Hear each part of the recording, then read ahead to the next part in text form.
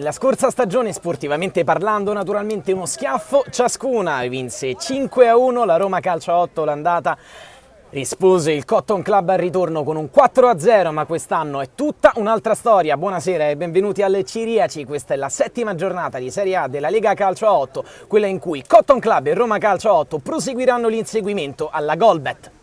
Chiama subito alta la tensione della sua difesa e deve intervenire a due mani per deviare questo tiro cross. Uno dei reparti offensivi più forti della Lega, Bertoldi con l'elastico dal fondo, da dietro ad Artistico, è bellissima l'azione del Cotton Club sulla sinistra, rifinisce Bertoldi, Artistico da lì non fa sbagliare, 1-0 Cotton. Eccolo in azione, il numero 10, Oliva, poi Pisapia, regala ad Artistico che tira! Goletti aveva tirato all'improvviso Artistico. Pian basso, allora Zamperini, in verticale, tacco di Bertoldi, tacco di Forcina, Bertoldi in porta! Come gioca il Cotton Club?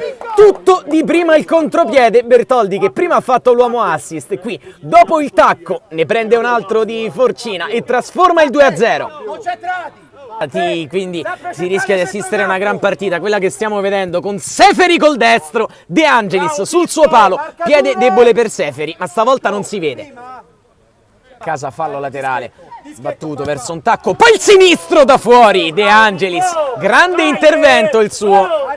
Splendidamente su Barbarella, stavolta è buono il controllo, si invola Barbarella che è mancino, rientra e tira vicinissimo al palo alla destra di Goletti.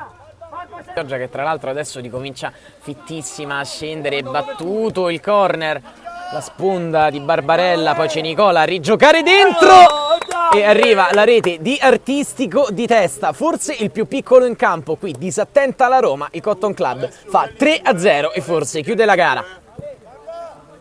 Allora Succi prova ad infilarsi nel buco centrale, Succi al tiro, De Angelis, la palla gli passa sotto i guantoni, allora Simone Succi la riapre lui la gara e il gol dell'1-3 della Roma Calcio 8 che ricomincia a crederci. La porta nel cerchio di centrocampo, la appoggia da Barbarella che può tirare, Goletti si distende e devia in corner molto bene con la mano destra. Barbarella che non rinuncia alla conclusione dalla distanza e fa bene.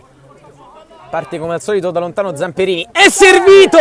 Stacca lui! L'esultanza del capitano del Cotton Club, il classico terzo tempo di Zamperini. Poker del Cotton, 4-1 al Ciriaci. Da lì può tirare, ancora Pisapia, doppio triplo dribbling. La palla rimane al numero 8, potrebbe caricare il tiro, lo fa partire, è una sentenza, quella di Alessandro Bianchini, che riapre di nuovo la gara, è 2-4 al Ciriaci. Va lui a giro, Zamperini rinvia di fronte a De Angelis, poi Cichella, la allontana più che servire un contropiede, Goletti qui, Goletti la lascia lì, incredibile errore di Goletti, Barbarella era lì che guardava. È stato dato però fallo sull'intervento in scivolata per far gol di Barbarella.